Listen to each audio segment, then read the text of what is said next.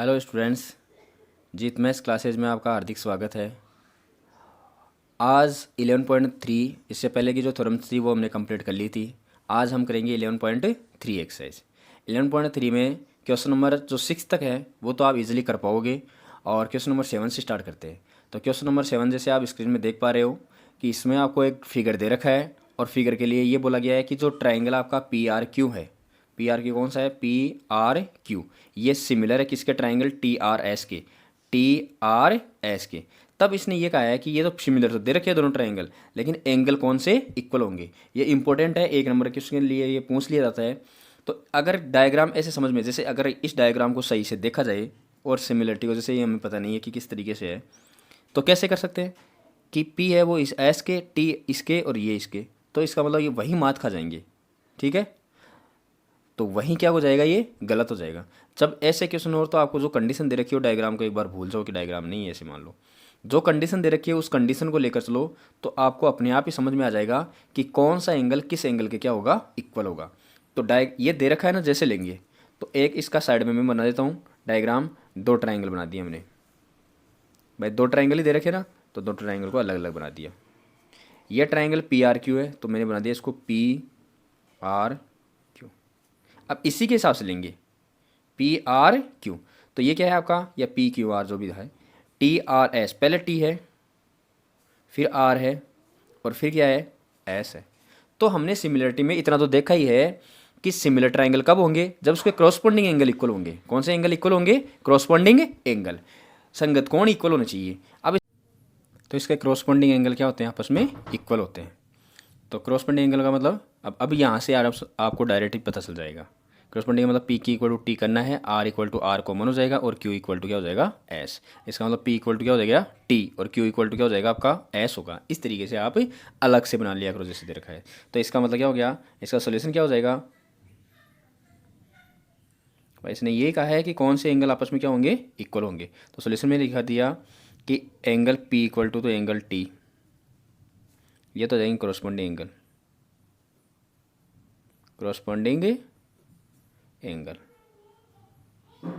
और angle R equal to angle R, ये हो जाएगा कॉमन,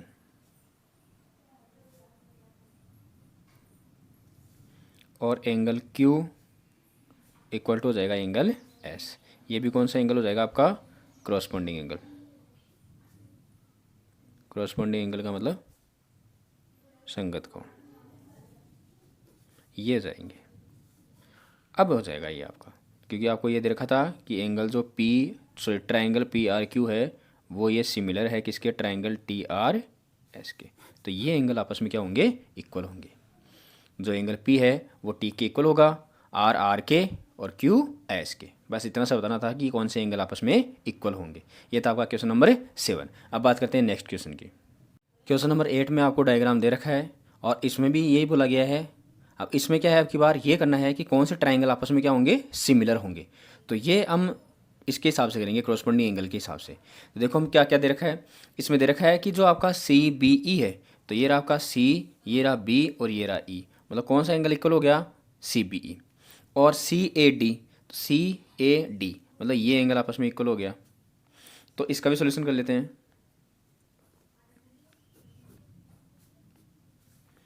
एंगल सी बी ई है वो इक्वल दे रखा है सी ए डी के। सी, ये क्या है आपको गिवन है।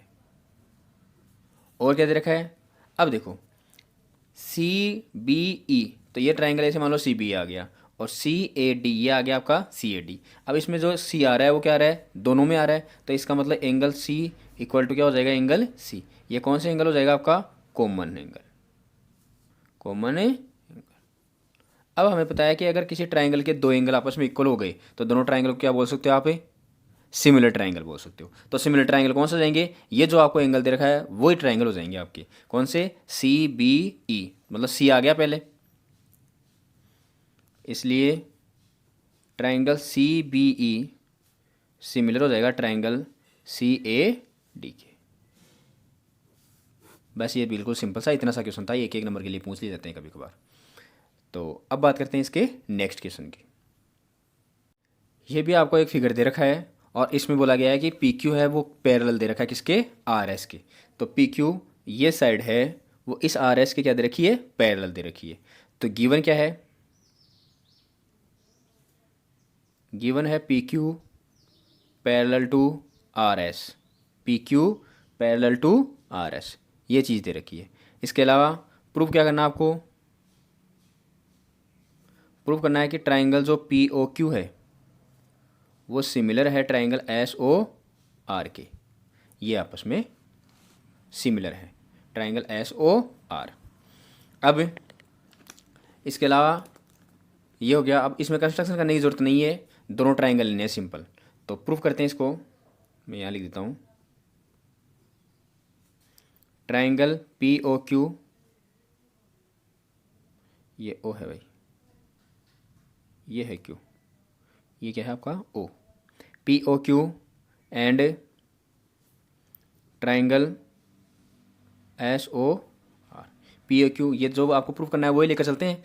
तो पी ओ क्यू और एस ओ आर। अब देखो ये लाइन और ये लाइन क्या दे रखी है, आपस में पैरेलल दे रखी है, और हमें पता है कि अगर लाइन पैरेलल हो तो इसके अल्टरनेट एंगल क्या होते हैं, आपस में इक्वल। तो ये एंगल रहेगा, ये बन गया आपका देखो जेड, इस तरीके से। तो अल्टरनेट एंगल मतलब एंगल इसमें तो हो गया आपका पी और इसका एंगल हो गया आपका एस। इसी प्रकार से ये ऐसे भी जेड बन गया, तो ये एंगल और ये एंगल भी आपस में क्या होगा, इक्वल होगा। तो इसमें आ गया आपका एंगल क्यू और इसका हो गया एंगल आर, दोनों की जगह क्या लिख दिया हमने, अल्टरनेट एंगल। जो जेड की सेम में एंगल बनते हैं वो कौन से होते हैं, अल्टरनेट एकांत त्रिकोण। अब दो कोण बराबर हो गए। अब ये तीसरा आप शीर्षाभिमुख कोण या वर्टिकली अपोजिट एंगल बोल सकते हो, लेकिन तीसरे की करने की जरूरत नहीं है। अगर किसी ट्राइंगल के दो एंगल इक्वल हो तो तीसरा अपने आप इक्वल होता है, और दो एंगल अगर आपस में इक्वल हो गए तो दोनों ट्राइंगल को आप क्या बोल सकते हो, सिमिलर ट्राइंगल बोल सकते हो। तो इसका मतलब जो आपका ट्राइंगल पी ओ क्यू है वो ट्राइंगल एस ओ आर के क्या हो जाएगा, सिमिलर हो जाएगा। कौन सी प्रॉपर्टी से, एंगल एंगल प्रॉपर्टी से। इसका मतलब ट्राइंगल जो आपका पी ओ क्यू है वो सिमिलर हो गया ट्राइंगल एस ओ आर के, कौन सी प्रॉपर्टी से, एंगल एंगल प्रॉपर्टी से। और ये क्या करना था, हमें प्रूफ करना था, हैंस प्रूव्ड। बिल्कुल सिंपल सा था, ये एग्जाम में आया हुआ क्वेश्चन है। अब बात करते हैं क्वेश्चन नंबर नेक्स्ट की। ये आपके एक्सरसाइज का क्वेश्चन नंबर 10 है, ये लैंग्वेज वाला क्वेश्चन है, जा थोड़ा सा आराम से। अब इसने बोला है कि a girl with height 90 centimetre walks away from the base of lamp post at the speed of 1.2 metre per second. मतलब एक लड़की है जिसकी लंबाई दे रखी है, हाइट दे रखी है 90 सेंटीमीटर, और वो क्या कर रही है, कोई लैम्प पोस्ट है, लैम्प लगा हुआ है, ऐसे मान लो स्ट्रीट लाइट है आपकी, और उसके बेस से वो क्या कर रही है, अवे फ्रॉम मतलब उससे क्या कर जा रही है, वो दूर जा रही है। और किस स्पीड से जा रही है, 1.2 मीटर पर सेकंड, एक सेकंड में 1.2 मीटर। अब इसने बोला है यदि जो लैंप है वो आपकी 3.6 मीटर है ग्राउंड से, तो आपको बतानी है कि उसकी 4 सेकंड के बाद में उसकी लेंथ ऑफ शेडो कितनी हो जाएगी, मतलब छाया की लंबाई कितनी हो जाएगी 4 सेकंड के बाद में। तो सबसे पहले इसका डायग्राम बनाते हैं। सबसे पहले लैंप पोस्ट बनाते हैं, क्योंकि लैंप पोस्ट क्या दे रखी है, हाइट ज़्यादा दे रखी है 3.6। तो ये बना दिया हमने लैंप पोस्ट, ये लो भाई। और कितनी दे रखी है इसकी हाइट, इसकी दे रखी है 3.6 मीटर। अब यूनिट हमेशा क्या होनी चाहिए, सबकी सब सेम होनी चाहिए। अब इससे क्या हो रही है, एक लड़की है और वो इससे क्या कर रही है, दूर, ऐसे दूर। तो ऐसे मान लो कि 4 सेकंड के बाद में वो यहाँ आ गई। अब इसने ये तो बोला है 4 सेकंड के बाद में, तो 4 सेकंड तक तो वो चल गई, ठीक है। फिर उसकी जो हाइट है ना, हाइट तो वही रहेगी, 4 सेकंड के बाद चलो या 10 सेकंड के बाद चलो। अब इसकी हाइट दे रखी है 90 सेंटीमीटर, कितनी दे रखी है, 90 सेंटीमीटर। और ये किस में है, मीटर में, तो इसको भी किस में कन्वर्ट कर लो, मीटर में। अब हमें पता है कि 1 मीटर में कितना होता है, 100 सेंटीमीटर। 1 मीटर में कितना होता है, 100 सेंटीमीटर। तो 100 से इसको डिवाइड करा देंगे तो ये हो जाएगा आपका 0.90 या 0.9, एक ही बात है। ये हो गया आपका 0.9 मीटर। ये क्या हो गई, इसकी हाइट हो गई। अब इसकी लेंथ ऑफ शेडो, तो ऐसे मान लो कि ये इसकी लेंथ ऑफ शेडो है, मतलब यहाँ से लेकर यहाँ तक इसकी क्या है, छाया की लंबाई है। तो छाया की लंबाई को हमने क्या रख लिया, अक्स रख लिया, कि इसकी जो लेंथ ऑफ शेडो आपको फाइंड आउट करनी है उसको हमने क्या रख लिया, अक्स रख लिया। अब इसको ट्राइंगल बना दो,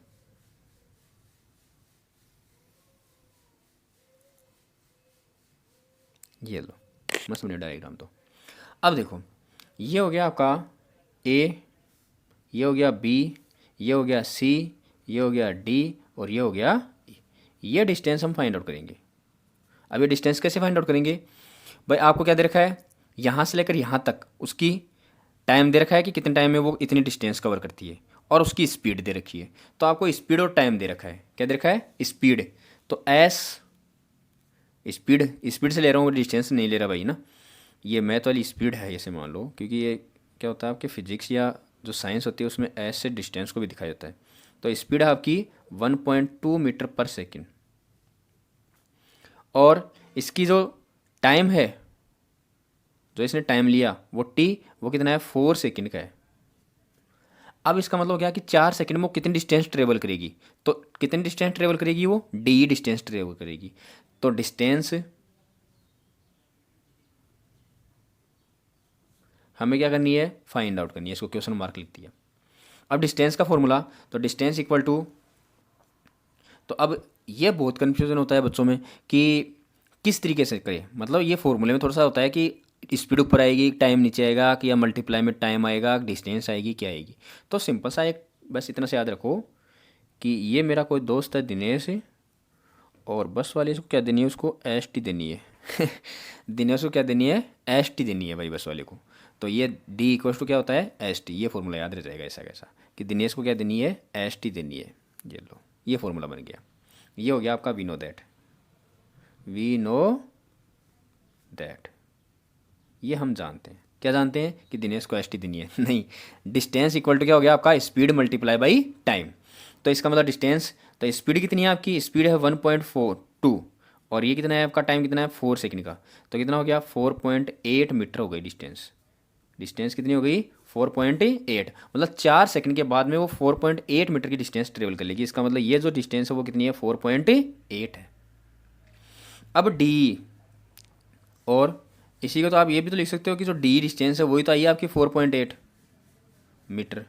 अब आपको क्या कहा है, सी ई या ई सी, ये कितनी हो जाएगी आपकी 4.8, और प्लस क्या हो जाएगी आपकी, अक्स हो जाएगी। अब देखो, अब चलते हैं आगे। अब यहाँ से मैं ट्राइंगल ले रहा हूँ, एक तो ये बड़े वाला थर्ड ट्राइंगल है ना, ये ए सी और ई, एक दूसरा ये छोटने वाला बी सी और डी, दोनों ट्राइंगल। अब इनमें दोनों में सी क्या आ रहा है, कॉमन आ रहा है, तो एंगल सी कॉमन हो गया। और ये भी ऐसे कैसे परपेंडिकुलर दिखाई दे रहा है, खंबा साग, और ये भी एक परपेंडिकुलर दिखाई दे रहा है। तो इसका मतलब ये एंगल क्या हो गया, आपस में इक्वल हो गए, 90 डिग्री के बोल सकते हो आप इनको।